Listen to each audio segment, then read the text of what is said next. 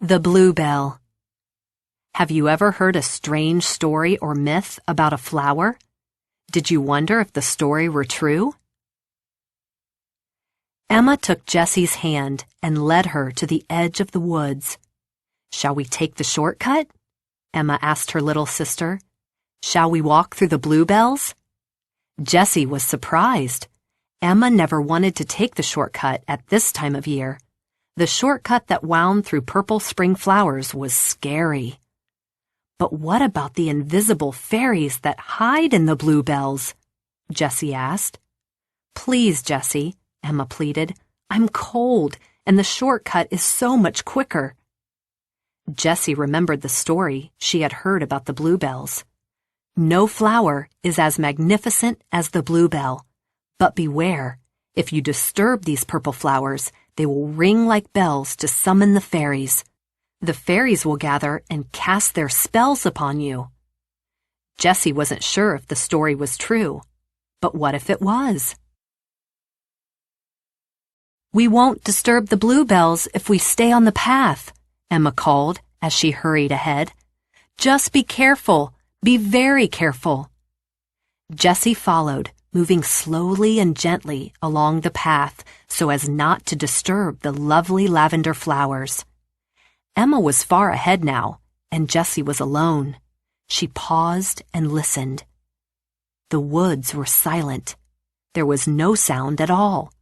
No footsteps, no wind, no bluebells ringing. The flowers spread out around her, surrounding the bushes and trees. "Yes," Jessie whispered to herself, "no flower is as magnificent as the bluebell." Suddenly, she stumbled and stepped backward. She almost fell, but she caught herself and spun around, frightened. Beside the path, a tiny flower, the most magnificent bluebell of all, was shaking. Jessie leaned down. "Oh dear," she said nervously. "I'm really sorry. I didn't mean to disturb you. I was just tiptoeing home and I must have bumped you. Please stop shaking.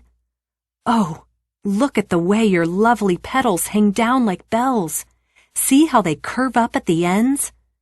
I will name you Magnificent Flower.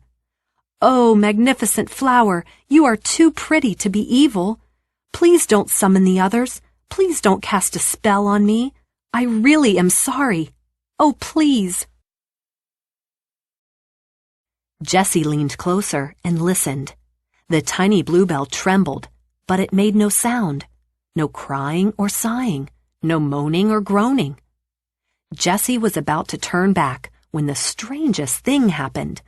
A gust of wind, small at first, shook the flower, then blew harder and harder still until all the bluebells in the woods were shivering and trembling and shaking and blowing. Jessie listened. "I'm being silly," she thought. "It's just a story. It's a pretend myth like all those other myths about plants and the stars and animals.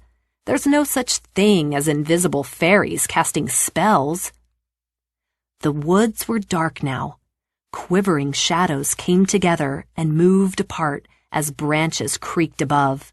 Lightning, followed by claps of thunder, lit up the carpet of bluebells, then zipped away as darkness returned. Jessie waited and wondered. Were the fairies hurrying to come and think of a spell to cast upon her? What would the spell be? "Please, Magnificent Flower," Jessie whispered, "please help me." Jessie looked up at the dark sky. A clap of thunder surprised her, and she jumped.